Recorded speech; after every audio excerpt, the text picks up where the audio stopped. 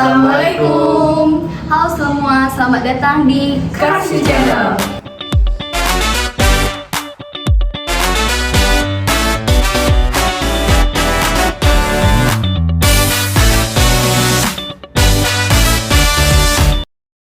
Di video kali ini kami akan menjelaskan tentang video pembelajaran pendirian badan usaha atau perusahaan. Mari kita simak video pembelajaran berikut ini. Pendirian badan usaha atau perusahaan. Ada perusahaan perseorangan. Perusahaan perseorangan tidak diatur secara jelas ketentuan pendiriannya. Artinya, setiap orang secara otomatis bisa mendirikan perusahaan ini tanpa memenuhi banyak ketentuan.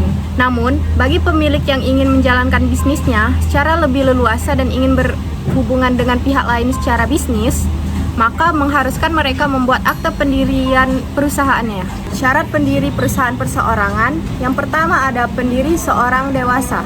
Yang kedua, memiliki modal dasar. Yang ketiga, memiliki identitas diri lengkap. Yang keempat, kadangkala perlu kartu keluarga. Notaris untuk memenuhi akte pendirian berdasarkan syarat-syarat. Pendirian menyampaikan, pertama, nama usaha. Yang kedua, modal perusahaan. Yang ketiga, alamat lengkap dan kedudukan perusahaan. Yang keempat, bidang kegiatan perusahaan. Yang kelima, kepengurusan perusahaan atau pimpinan direktur. Berdasarkan akte pendiri, pendiri mengajukan perizinan pada pihak yang terkait. Yang pertama, kopi kartu keluarga pengurus perusahaan atau direktur. Yang kedua, kopi NPWP perusahaan, pengurus perusahaan atau direktur. Yang ketiga, kopi bukti kepemilikan atau pengguna tempat usaha di mana perusahaan berada situ bila A. Memiliki sendiri harus dibuktikan dengan kopi sertifikat dan kopi bukti pelunasan PBB tahun akhir. B. Apabila sewa dari orang lain, maka harus dibuktikan dengan adanya perjanjian sewa-menyewa yang dilengkapi dengan pembayaran pajak sewa atau PPh oleh pemilik setempat, mendapat persetujuan dari RT atau RW setempat. Pas foto ukuran 3x4 sebanyak 4 lembar sesuai dengan ketentuan yang berlaku. Bagi perusahaan yang akan ikut tender perlu menyiapkan 1. Surat pengukuhan penguasaan kena pajak. 2. Surat izin usaha perdagangan. 3. Tanda daftar perusahaan, perseroan khusus CV. 4. Keanggotaan pada kadin setempat. 5. Mungkin perlu keanggotaan pada asosiasi. Cara membuat SIO.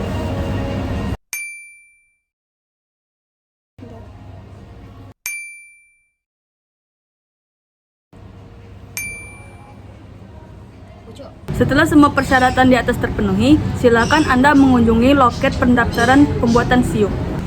2. Pendirian firma. Firma adalah usaha bersama, maka pendiriannya perlu dibuat secara tertulis, akte otentik sebagai dasar pijakan kegiatan bisnis. Semua proses pendirian firma pada dasarnya sama dengan perusahaan lain, perseorangan kecuali jumlah pendiri dan kepemilikannya lebih dari 1 orang. 3. Pendirian CP.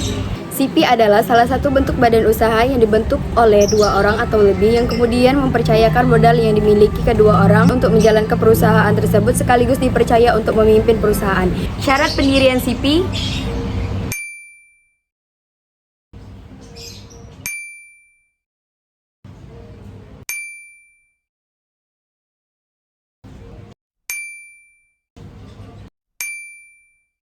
Bagi CP yang ikut tender, perlu 1. Surat pengukuhan pengusaha kena pajak.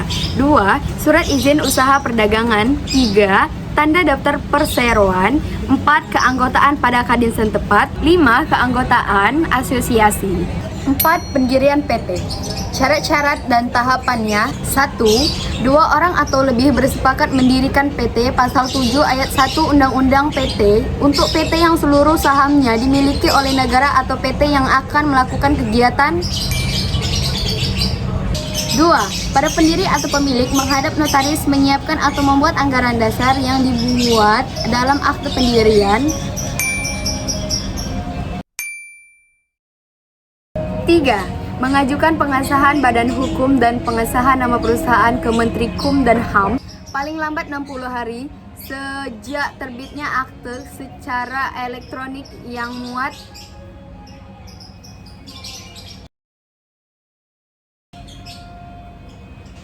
4. Mengajukan perizinan untuk semua kegiatan PT atau sesuai dengan kegiatan bidang kegiatan PT pada pihak yang terkait dan harus memenuhi syarat-syarat sebagaimana pada perusahaan yang lainnya. Sesungguhnya kegiatan perusahaan sudah bisa dilakukan meskipun ketetapan atau pengesahan badan hukum dari Kementerian HAM belum ada. Situ, SIUP, STP, SKKP semuanya memiliki masa berlaku biasanya 5 tahunan. 5. Pendirian koperasi. Koperasi adalah sebuah organisasi ekonomi yang dimiliki dan dioperasikan oleh seorang demi kepentingan bersama. Untuk mendirikan sebuah koperasi diperlukan 3 langkah, yaitu pertama persiapan pembentukan, kedua rapat pembentukan, dan 3 pengajuan badan hukum.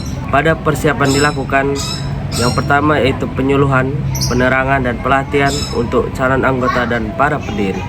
Kedua, para pendiri menyiapkan rapat pendirian.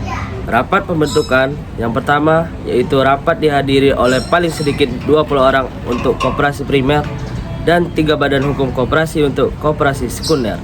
Yang kedua, rapat dipimpin oleh seorang pendiri atau kuasa pendiri apabila diperlukan pejabat dapat hadir.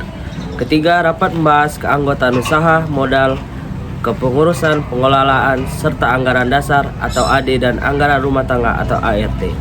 4. Membuat keputusan dan membuat berita acara rapat pembentukan atau pendirian koperasi. Pengajuan badan hukum atau pengesahan akte pendirian koperasi. Para pendiri atau kuasa mengajukan permohonan pengesahan kepada Dinas Perindustrian, Perdagangan, dan Koperasi setempat dengan lampiran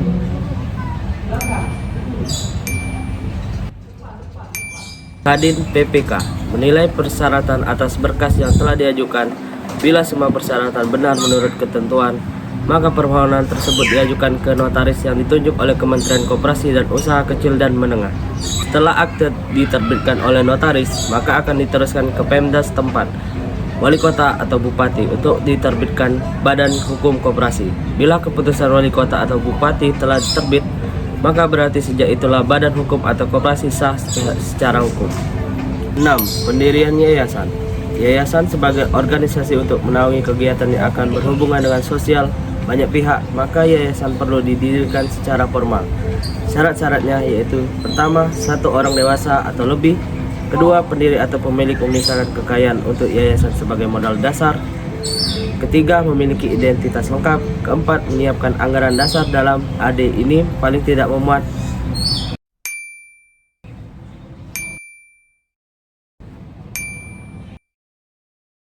beberapa yang diperlukan oleh legalitas yayasan. Yang pertama,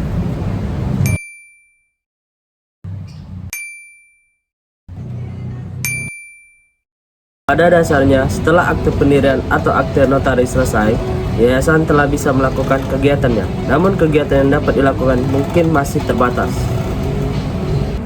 Sekian dan terima kasih telah menyaksikan video pembelajaran kami.